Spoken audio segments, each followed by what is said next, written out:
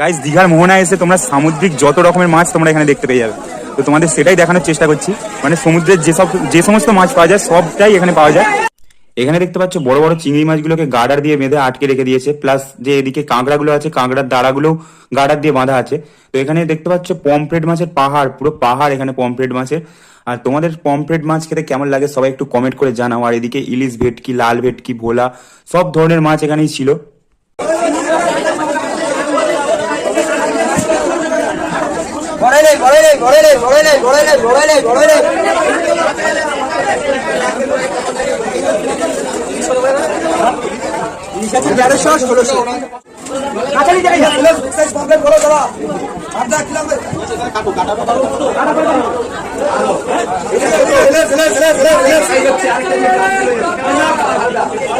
Plus এগুলো এই ইলিশ মাছগুলো তো ছিল মোটামুটি মাঝারি সাইজের মধ্যে। ইলিশ মাছ তো তোমাদের আমি